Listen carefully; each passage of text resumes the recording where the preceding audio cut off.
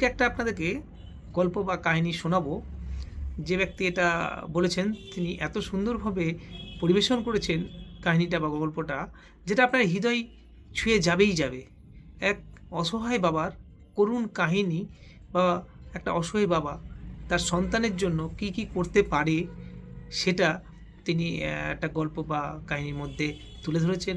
এবং সব বাবা মাই এরকম চায় যে সন্তান ভালো থাকুক, বা এরকম কিছু তার চাওয়া জিনিস আমরা দিই, বা আমরা আমাদের খোঁজ কজন রাখে সেটাও দেখার। আর তার মধ্যে আর একটা জিনিস প্লাস পয়েন্ট, সেটা হচ্ছে যে বন্ধু বান্ধবের আচরণ কেমন হওয়া উচিত, সেটাও এটার মধ্যে, এই গল্পটার মধ্যেই তুলে ধরেছে। খুব সুন্দর লাগবে, দেখুন। হয়তো ইউটিউব বাবা ফেসবুকে কি দেখেছেন মা কি আপনারা, বুঝতে হবে তো তো। আর একবার একটা দেখুন ছোট ভালো গল্প বলি। লাগবে। একদম, একদম। একজন বাবা কি মানে আমাদের যারা পরবর্তীতে দেখবে যে বাবাকে কেন ভালোবাসবে, বাবা কি আমরা তো বুঝি না। বাবারকে কখনো হয়তো অনেক দিন চোখ তুলে তাকানো হয়নি যে বাবা তুমি ভালো আছো, বাবা তুমি কেমন আছো। যেই মানুষটা বুকের রক্ত জল করে প্রতিদিন তার সন্তানের তার পরিবারের আশা মেটাচ্ছে, পিপাসা মেটাচ্ছে, তার পিপাসা লাগে একবার দেখবে না। একজন ৪৫ বছরের লোক, সে খুব বড় বিজনেসম্যান হয়ে গেছে, ৪৫ বছরের জন্মদিন পালন করবে, হঠাৎ করে ঘোষণা করছে যে এবার আর আত্মীয় স্বজনকে ডাকবো না, আমি আমি আমার কিছু বন্ধুদের ডাকবো, কলেজের আমার রিউনিয়ন হবে, আমার জন্মদিনও সেলিব্রেট হবে।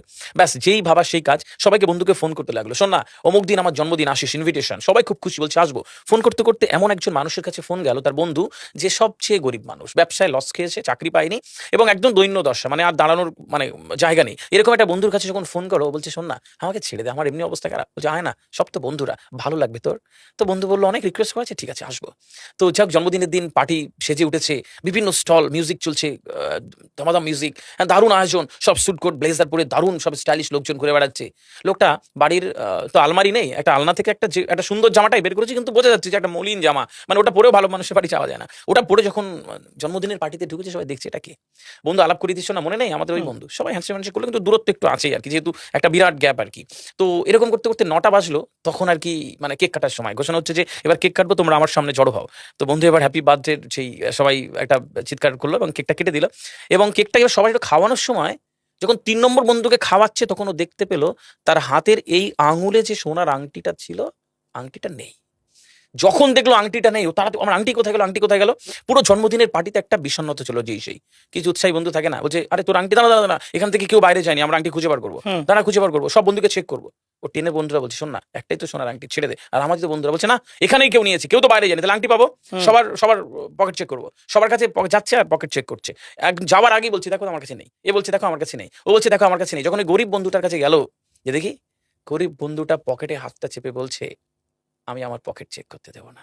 যেই বলেছে পকেট চেক করতে দেবো না, পুরো ফোকাসটা তার গাড়ি, বলে বুঝে গেছি কে নিয়েছে।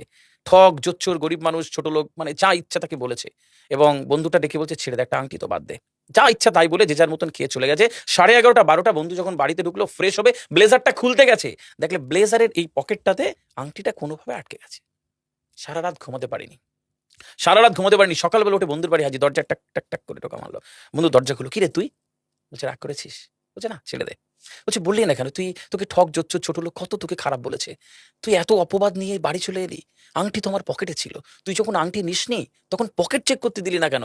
বন্ধু দরজাটা পুরোটা খুলে দিয়েছে, বলে ওই দেখ আমার ১২-১৩ বছরের ছেলে, জানিস খুব একটা কঠিন অসুখে আক্রান্ত, ভালো করে ট্রিটমেন্ট দিতে পারিনি, ওকে ভালো ডাক্তার দেখাতে পারিনি, আমার কাছে টাকা নেই জানিস, ও ওকে ভালো খেতে দিতে পারেনি, দুর্বল। আমি যখন সুন্দর জামাটা পরছিলাম, তখন যখন বেরোচ্ছি ও হাতটা ধরে বলছে বাবা দুটো মিষ্টি এনে দেবে আমার জন্য। বলছে তোর বাটিতে যখন ঢুকলাম দেখি কত খাবার, আমি দুটো মিষ্টি ওই একটি একটি কাগজে জড়িয়ে পকেটে রেখেছিলাম। তোরা যদি আমার পকেটটা চেক করতিস তাহলে ধরা পড়ে যেতাম মিষ্টি চুরি করেছি। যে বেশি খারাপ লাগতো তাই চেক করতে দিইনি। বাবা এরম হয় না, দিল কলিজা দিয়ে বাবা ভালোবাসে না।